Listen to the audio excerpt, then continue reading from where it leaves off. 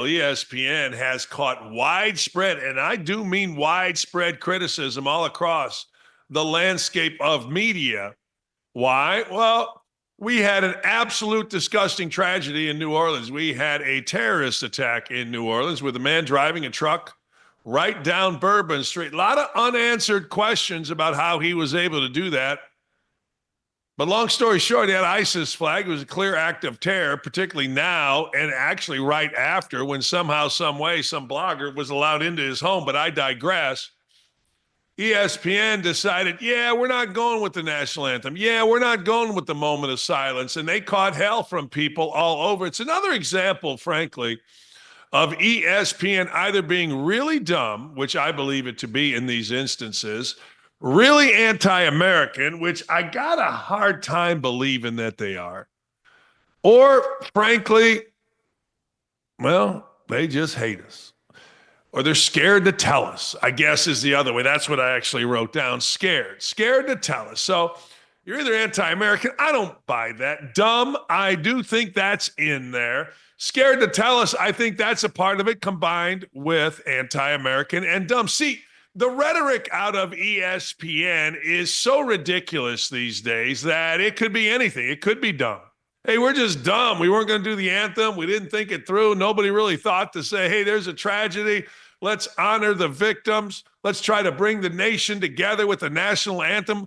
And oh, by the way, don't tell me it doesn't do it. Those of you that are old enough to remember 9/11, remember the patriotic feel that exuded across all lines, including Congress, where both sides stood on the steps of the Capitol building and sang the Star Spangled Banner. It was very uniting, even for a guy like me that's very cynical. So ESPN decided they weren't going to do it. The culture, though, is the real reason why. Yeah, dumb, you can put that into culture. Yeah, scared African-Americans, scared of saying the wrong thing. Yeah, you can put that in. You can put anti-American in. Sure, you can put dishonest in. It's all in the culture that Jimmy Pitaro has set at ESPN. Now, Jimmy Pitaro didn't set it. That's the wrong way to put it. He has continued it because I've told you this before as a white dude. He's scared to death. And he opened up his company to nonsense, and nonsense came pouring through. See, it was all started by a man named John Skipper. John Skipper and his little minions, guys like Dan Le Batard, Stu, all the guys and gals you see that are woke on ESPN were brought in by John Skipper. And John Skipper got fired for a variety of really ridiculous reasons. I mean, I don't know the exact truth. I know what I've been told. I know what I've heard. I was working there, and I know what everybody wanted to keep quiet, but I didn't have any facts, so I'm not going to say. But Skipper out, Pitaro in, and Pitaro, certainly once George Floyd came, went from being a leader to a little mouse. In fact, I've emailed Pitaro saying, what are you doing? Like, have you ever looked at your company? That was after Dan Orlovsky had to take down Protect Our Daughters because it went against the core values of ESPN. Think about that just for a second. It's unclear. Now, this is an article in OutKick. Bobby Barack wrote that was so damn good. I don't even know what to tell you how good it was. Like if somebody said to me, tell me how good this article is, I say, I don't even know what to tell you. It's so good. That's what I would do. It's that good. It's unclear if Pitaro made the call himself. Question ESPN would not answer when contacted by OutKick. One thing about working at ESPN, they know who they are. They know they're bigger than you. They know the less they talk, the better off they are. Smart. And they're doing that here. But a decision that presumably makes it to his office before finalization. The decision also matches many Pitaro has made. This is the culture at ESPN. Now, people say, so what? That's their culture. Well, it affects a lot of people. A lot of people want to watch ESPN. A lot of people get their information, sports information from ESPN. I don't know one single person that goes for any political information from ESPN, but maybe I don't know enough people. For background, listen to all this stuff. Jimmy Pitaro replaced John Skipper as the head of ESPN back in 2018. After the former Skipper said he resigned over a cocaine extortion plot. A lot more to that, but let's go with that. Skipper is perhaps best known for the wokeification, there's no question, if you will, of ESPN.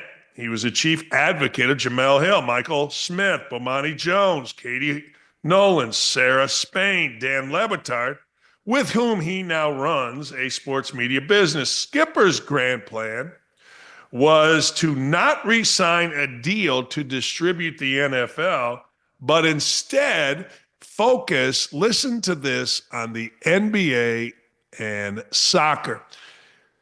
In short, Skipper was a dumbass when it came to leading. I like John Skipper. I would send him a note after every basketball season. Thanks for having me. And he would send me a note basically saying, you're the best we got. Thanks for working for us. So I didn't mind it. What do I care? You want to go to soccer? Go to soccer.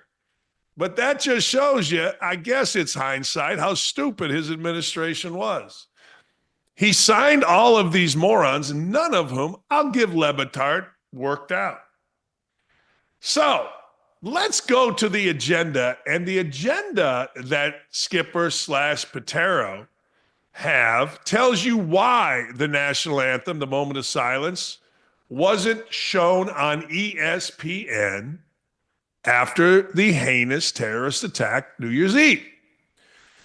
Let's go through it. Jalen Rose, who is just an idiot. He's a smart idiot, but an idiot. He's whiter than me, by the way. Now, I know when he tries to act, but he's whiter than me. He got more white dudes around him than anybody, but he tries to walk around acting like he's a combination of, I don't know, John Legend, P. Diddy, and freaking Malcolm X. But anyway, long story short, Jalen Rose falsely accused the police on the court of the NBA Finals, now context matters here, of murdering Breonna Taylor in Louisville. Now, don't you think about that just for a second? You're watching a game, and here comes some clown falsely accusing the police of a murder. Now, just let that marinate for a second. Next time you watch a basketball game, even a small basketball game, hell, let that marinate. That's on the court. Hey, we're getting ready to jump ball between Dan Dakich and Lee Smith. And by the way, we condemn the police for the murder, false, of Breonna Taylor. False. Sarah Spain, listen to this. Sarah Spain called 5 Tampa Bay Rays who did not want to, listen to this, who did not want to wear gay pride logos. She called them bigots on air. Fat ass Sarah Spain. Now I'm going to say that again. Sarah Spain called 5 Tampa Bay Rays players bigots for not wearing the gay pride logo on their uniforms because of their religious beliefs. We all must genuflect to Sarah Spain. Why? I don't know. Because she got big tits? I don't know. You tell me. But apparently we were all supposed to. Now you got to understand the things that I'm mentioning here all came after a directive from Jimmy Patero. No politics. No politics. None. J.A. Adonde, this is beautiful. J.A. Adonde, also a professor at Northwestern, downplayed the genocide of that the Muslims face in the region of China. I can't say the name, so out of respect, I'm not gonna try. Linking the torture to red state voting laws in the United States. So torture is the same as voting laws, making a fat ass person get off their couch and get an ID, having to show that ID at a voting center is the same as genocide, according to J.A. Adonde, one of their prominent faces on that show Round the Horn, without repercussion. Now listen to all this stuff. Howard Bryant, who famously was arrested for choking his wife, published an un-American January 6th focus article on the ESPN homepage. This was beautiful. This one, ESPN held a moment of silence over passing the erroneous call, and they called it Don't Say Gay Bill. Here's agenda number 2. And every person that you met in there, now Adonde's probably pretty smart. Jalen Rose is not. All evidence to the side as a student, I'm guessing Sarah Spain was. She went to Cornell. But when you talk to Sarah Spain or you watch how Sarah Spain goes about her business, I was with her at a 1984 Bears ESPN 30 for 30 preview, and I couldn't believe the way she was dressed. She looked like a vagrant at a really nice event. So she's stupid or arrogant or both. Howard Bryant he's just angry. He married a white woman, had a choker. and probably got kudos in the ESPN community for choking a white woman the way ESPN's community works. Max Kellerman, he of getting his ass kicked and sent to the curb by SAS Stephen A. Smith, declared that Donald Trump supporters, me, are susceptible to very low quality information. What, like Tim Walz is weird or somebody's weird or we shouldn't have walls or what? Maxie? And easy to propaganda and almost immune to facts. You know what? It's turned out the other way, hasn't it, Max? Maxie, it's turned out the exact opposite direction, hasn't it? No facts are allowed in the liberal party. All facts, which are called far-right conspiracy theories, must be proven true in 6 months, and they will. It's amazing how they gaslight all of us. Stephen A. Smith lied. Of course he did, because he doesn't know. He's just saying words loudly. He lied about the January 6th death toll while defending the deadly BLM riots. He had to. What are you going to do as an African-American back then? You got to. You got to be down. Hell, I put a black spot on my Twitter page. People are like, what are you doing? I don't know. I'm trying to keep a job. Mina Kimes endorsed multiple candidates. Now remember, why is that a big deal? Well, I'll tell you why that's a big deal. That's a big deal because Mina Kimes was told, all these people were told by Jimmy Patero, we're not talking politics. Now, you think they're brave. You're going to say they're brave. Well, think about it. They're not brave. They're liberal. There's nothing brave. I'm looking here. The most egregious thing, and I asked Mina Kimes yesterday on Twitter, I go, hey, explain. What made you endorse the current mayor of Los Angeles? What made you? What made you endorse this person? I mean, you are on TV. You are very loud. You are very open. You are very opinionated. We're all supposed to genuflect. And Karen Bass was your gal. So Mina, baby, why? Why'd you endorse her? What'd you see? She endorsed multiple candidates. This is all when you're not supposed to. Listen to this. David Dennis Jr. stated, with the assertion that white people have a responsibility to defend black people, even black people want to harm them over previous events. I think people have I think people have a responsibility to defend people, white or black. Hey, I don't give a shit what David Dennis Jr. says. Malika Andrews, who cries, oh my God, this is so hard, denounced the United States justice system on air for acquitting Kyle Rittenhouse. I would bet you Malika Andrews has no idea the facts behind, but she did it. Now, here's where it gets interesting. An ESPN reporter told OutKick that an ESPN executive contacted them last summer, telling them to unlike a tweet from Clay Travis. Apparently, that same exec did not tell Mark Jones, who is the biggest idiot. It's just funny when I see Mark Jones's name. You talk about whiter than me. Whew. To unlike a post calling MAGA women skanks. You're okay to call MAGA women skanks, just don't like a Clay Travis tweet. ESPN employees know what political and racial comments they can express on Patero's airwaves. Thereby, the likes of Ryan Clark, Kendrick Perkins feel empowered to radicalize the NFL and NBA MVP races to benefit their favorite black players. And why not a single person at the network pushes back? Everybody knows this. If I showed you the amount of people at ESPN that text me and go, God, I wish I could speak like you. God, could you? I go ahead. Everybody else does. But Whitey, you best not. Don't do it, white dude. Your ass to be out of there so fast. Think Sam Ponder. Think, my friend, Sage Steele. You go. Jimmy Patero has different sets of rules for black and white employees, and every employee there knows everyone.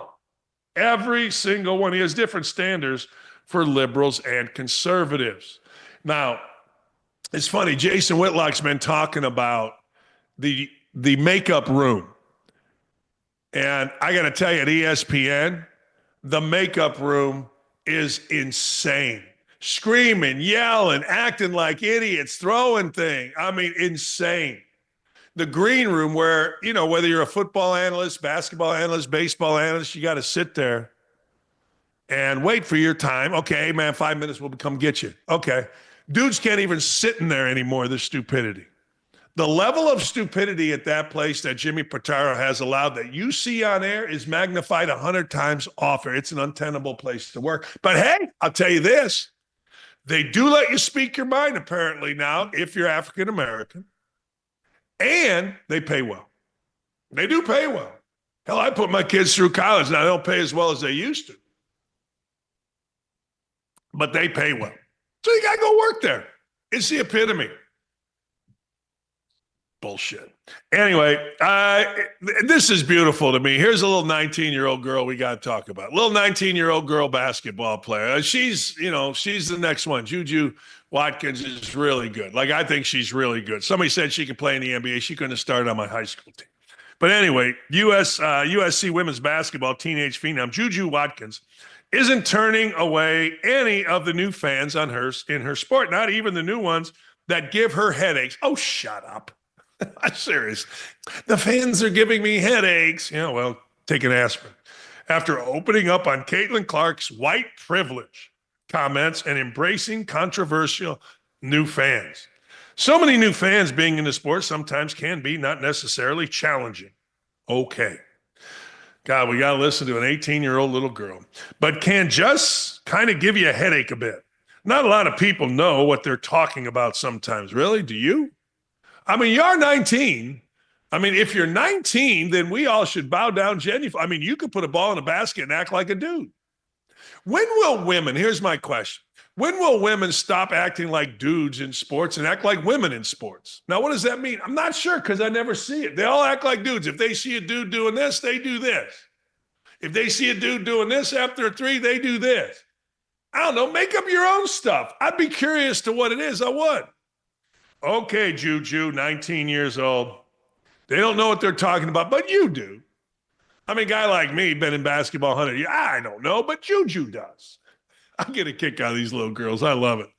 But it's great for the sport. The fact that people are watching is enough in itself. Bingo. We would like it to be positive. Well, really? I would too. I mean, I would like you to be positive here. I mean, we're playing. Hey, look, the world is simple. You win, it's positive. You lose, it ain't. There it is for you, little girl. It's not always going to be like that. So as long as we continue to raise the numbers and viewership goes up, I think that's all we can ask for. That's right. I think that's just part of the game. There's so many sides to it. What are all the sides? What are all the sides? Walk me through. Why is this so difficult? You idiots, not you, but the WNBA idiots made up sides. You brought racism into it. You brought sexism into it. What are the sides? If you really think about it, the NFL is about two things, football and making money. That's it. Football, making money. They throw all this stupid stuff in it, but that's not what it's about. See, the WNBA is certainly about basketball, certainly should be about making money, but as they're making money, all these little girls are so stupid that they can't just shut up and do what the NFL does. Play football, make money. They got to throw too many roadblocks in their own way, and I get a kick out of it. I do. So now little Juju's telling us, wow, there's so many sides. What are the sides? Play basketball, make money. Simple. Don't hate the white girl because she's making you money. Don't hate the white girl because she's bringing in viewership. Don't hate the white girl because she doesn't have sex with your teammates or other little girls. That's the making money part. Play basketball, little white girl does, and make money. If you really think about it, you can talk to me about end racism and all the other stupid stuff that the ESPN or the NFL tries to circle around. You can tell me all that, but what is the NFL really about? Football game's on. We're going to make money. You're dressing in blue this week. You're dressing in green tomorrow. We want to sell that jersey. That's it. That's all. You know, you really don't ever hear, do you? Do you ever hear anybody in the NFL that's in the NFL, players in the NFL go at Mahomes or at any of the stars? Of course not. It's like the NBA. You used to. Now we got children in the NBA. You bring in 18 entitled 18-year-olds. Now you got a different deal. But when the NBA was really rolling, you didn't hear any of the little minions going at the stars. You saw them knock them on their ass. You saw them physically fight during games. But you didn't hear all the petty bullshit that you get with these little girls in the WNBA. So it's really, there aren't that many sides to it, honey. There is simply play basketball, WNBA, be about basketball and making money. Why do I say making money? Because you're a business. Why do I not talk about people develop? Because I don't care. I don't give a damn about one football player's life outside of on the field. I don't even care a little, unless we can get some content out of it, good or bad. There's so many sides to it. So it's the nature of the game, and there's always going to be negative and positive aspects. There's always the word aspects. Follow this. Any aspects, it's like a Bible verse. It's like the Our Father. There's always going to be aspects. They always say aspects. Every athlete. It's really funny. It's got one of those things that's got me. But there are no sides. There's no sides to sports. Play the sport, make money. All right, every basketball coach or every person that gets into coaching all of a sudden becomes Yukon Moose Cholak. Yukon Moose Cholak was a legendary wrestler on TV in Chicago when I would turn it on after church on channel 32 or 44. I can't remember. Yukon Moose Cholak is who I always was. Well, every basketball coach that played in college or didn't play in college is a real tough guy. I remember when Kevin Stallings, the coach of Pittsburgh, the Panthers, in a handshake line, one of his players acted like an idiot, and he was caught on Campbell saying, "I'll kill you." And I was in studio at ESPN, and I went, wait, I played against Kevin Stallings. He was soft as my ass. And now he's a coach? So now he's going to kill you? I coached for 25 years. I'll tell you what I never did publicly for sure. I never called my team soft, or I never put my hands on them. Why? Because they're tough kids. They lifted weights. They're in shape. Well, Mick Cronin, who's about this big, is about this strong, is about this tough, is a coach, and a successful one. Mick Cronin will tell you he's got 500 wins, and he's only 53. Mick Cronin once famously had a kid leave, Keith Jennifer, I believe was his name, on some kind of bender, come back and play, left on a Monday, didn't practice, came back and to the team like, hey, I want to play the games. He played him. Why? Well, because Mick Cronin is that guy. But good for him. He's made millions. He's coaching at UCLA. I hope his family and everybody's safe. But Mick didn't like the effort of the team. And every time coaches do this, I think to myself, Coach, how tough are you, really? How tough were you? Why all of a sudden when you get into coaching are you Yukon Moose Cholak? But here's what Mick Cronin had to say. Here we go. But we don't play. We're soft. So don't tell me you want to win. Like, just don't tell me you want to win. So don't tell me you want to win. It's crazy, you know. And it's every day. I'm tired of it. It's every day. I have the most energy of anybody at practice every day. I'm upset with everybody in that locker room, my assistant coaches and my players. I mean, I don't need to do anything else. I almost got 500 wins. I'm only 53. I mean, it's a joke. It's a joke. But yet I come in and I have more passion and energy and pride than everybody in. That's the problem. So what the truth of it is, Ben, it's really hard to coach people that are delusional. The hungry dog gets the bone. We got guys that think they're way better than they are. They're nice kids. They're completely delusional about who they are. Well, no kidding, really. I mean, you think? Hey, Coach, how much money did you give these kids to come to UCLA? This is your team. You coached them. You picked them. How much money did you give them to come to UCLA? How much? I mean, I'd be curious. No, I am. I'm just curious. Like, how much do you give them? Like, you're the one entitling them. You're the one telling 18 to 23-year-old, I mean, if you're so tough, stand up to what's going on right now. I mean, if you're such a great coach, hey, stand up. You know, I sit there and I don't blame the kids anymore. I used to. I was like a little like Mick back in the day, but I never went public with it because I respected the work that we put in. I mean, he's probably right in all areas, but I got to tell you, be a renegade, Mick. Be a tough guy. You're a tough guy. I'm tired of it. I got wins, blah, blah. Okay. Well, I'll tell you what. This is why I always say Bob Knight is the best basketball coach in the history of college basketball that I have seen. Look, you want to say Dusty May is? I say okay, because I haven't studied it like I used to, obviously. But I'll tell you this, he didn't cheat. He didn't need to do anything. He didn't need money managers like Krzyzewski. He didn't need anything. He didn't need gifts after the fact. You know, like Roy Williams in the North Carolina thing, hey, we're going to give you 15 grand in golf clubs after you graduate. He didn't need any of that. None of it. Zero, zip, nada. A guy named Bruce gave free hamburgers one time to us at lunch. He went down there, and I thought he was going to kill Bruce. Bruce's Cafe was open 3 a.m. till 3 p.m. We'd go there for lunch because we knew once in a while we could eat free. Guess what? Bruce got found out.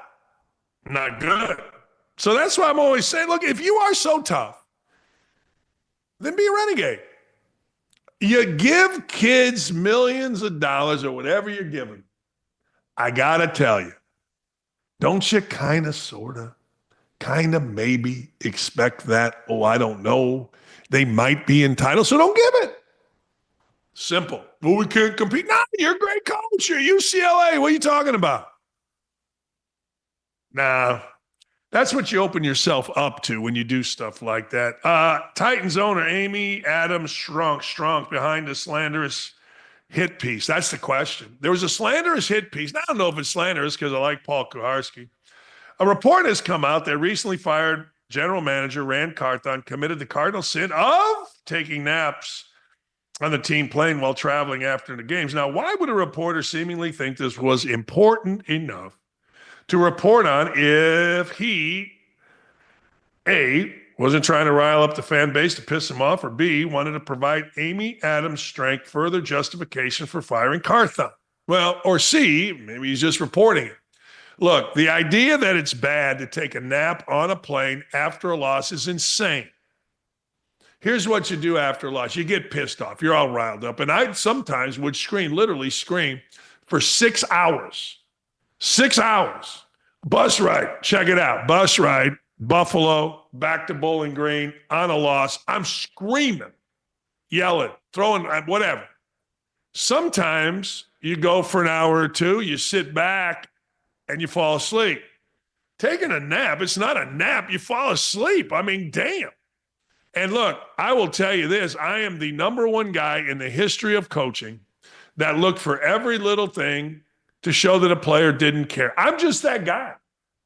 I am. I'm just that guy. But even the great Bob Knight, yell, scream on the plane. Next thing you know, he'd be reading a book, and you could tell he was pissed, and he'd fall asleep. Same exact thing. So it's no big deal. But apparently, in this day and age, everybody's supposed to act perfect. Yeah, perfect.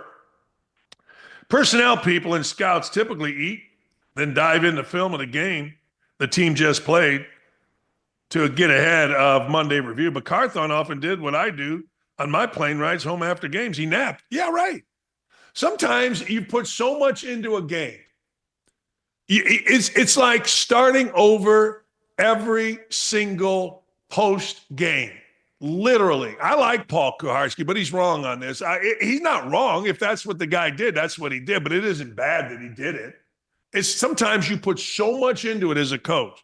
Sometimes you put so much into it as a player that when the game is over, one of two things would happen to me. One, I couldn't sleep.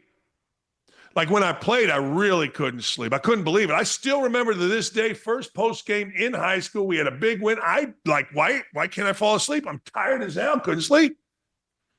First and foremost, the fact that someone in the Titans organization shared this information with our buddy Paul speaks volumes about Carthon's standing with at least one anonymous source close to the team. And before anyone claims Kuharsky would make up a source for the story's take, that would be incredibly hard to believe. Let me tell you something. Paul Kuharsky is not making up sources. I've known Paul for a long ass time. He was a member of the OutKick family. He chose to go out on his own. Good for him. In fact, when I took this job, I called Paul, say, hey, what's it like? You want to know. So I don't know whether Paul liked or did not like, but I will tell you this, and I think the guys in the afternoon, Jonathan, Jonathan and Chad, I think they'll stand up for Paul as well. There's no chance that Paul made this up. And you know what? Sometimes as a reporter, something that's incredulous to you is kind of normal to others. And that's in any reporting industry. But I ain't mad at it. Aaron, somebody wanted the Titans fan base to know that Carthon took naps after game. Given that the majority of those games were losses, some may see the report as a justification for his firing. I get that. I do. While giving owner Amy Adams Strunk some credit for making the right move. Sure. Sure. Others like me that have been in those situations will say, yeah, let me tell you something. You win 10 games in a row, you take a nap after every damn game. And people will see you as innovative. People will see you as, he has life balance. But you lose, and this is what I've said for years on this show and others, every little freaking thing, every little thing becomes the list. It does. It becomes the list. Airing out dirty laundry of the general manager after his firing from the team you cover on a daily basis could lead some to believe you're carrying water for the franchise, insinuating letting go of Carthon was the correct decision. Well, why? Here's what I would say to even my own company. Why is reporting something that's factual, and why is that carrying water? Maybe, hey, Paul runs paulkoharski.com. Paul's an opinionated guy. Paul's been in the NFL 1,000 years. He knows the ins and outs. He's a highly respected guy. Maybe he's just reporting on what he saw. I don't know if on this show I am supposed to talk like that. I don't know the relationship between Paul and the bosses, but I always liked Paul, and I always thought he was really honest. Whether you liked his style, didn't, that's everybody, right? You may like mine, may not, whatever. But that's just part of it. I'm not sure I believe this, but God bless him, because every report tells me, every single person that's ever dealt with Michael Pittman Jr. of the Indianapolis Colts will tell you that is one tough dude. Everybody. He comes off as a really nice dude. He bought a farm. He loves Indiana. He likes farming. Not very many Southern California kids whose dads played in the NFL would do that. He does. I like Michael Pittman Jr. I can't imagine. Well, let me put it this way. Playing with a broken back the entire season has got to sound much worse than it was, right? But here is what Michael Pittman Jr. had to say about that. It's pretty good.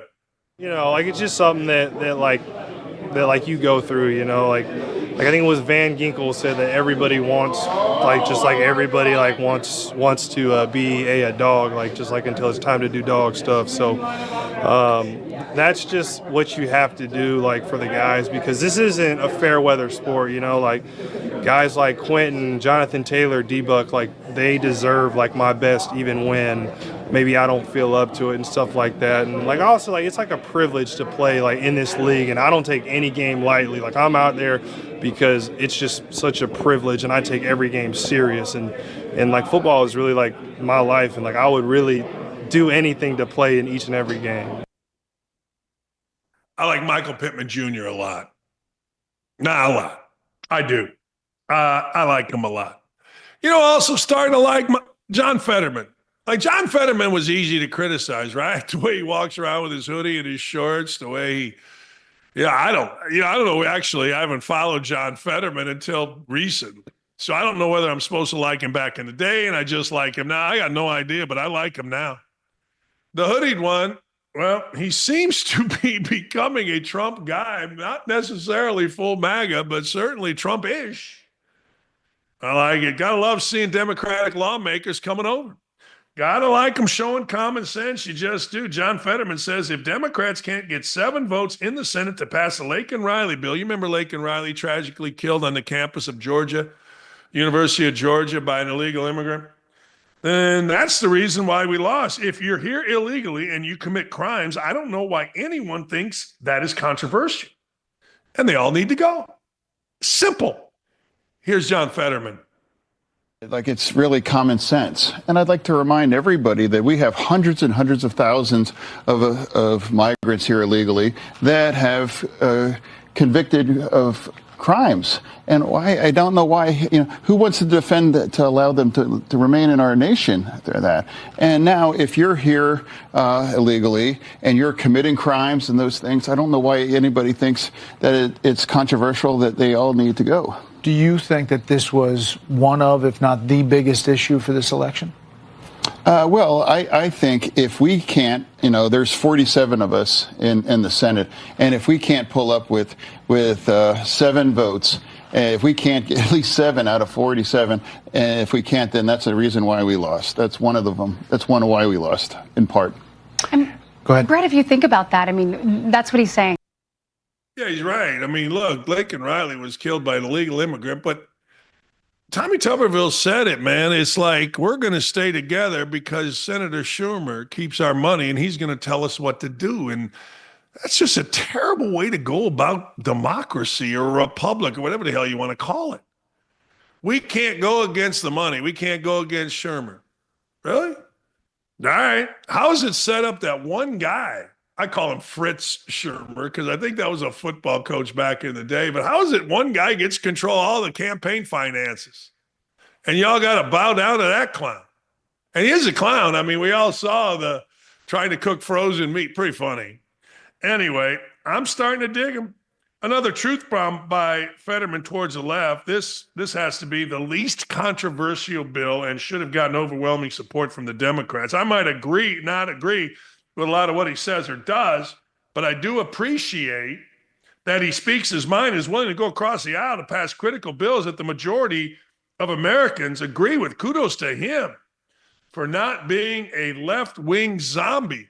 Yeah, there's right-wing zombies too, don't get me wrong. This is why I've said I hope at some point everybody, guys like Will Cain, who's coming on my show next, or guys like me, hold Trump to what he said he was going to do. We got to hold all these guys to what they say they're going to do. I don't care if they're left, right, up, down, back, forward. You say you're going to do something as a politician, do it. If you're not doing something that's in the best interest of American people, suck it.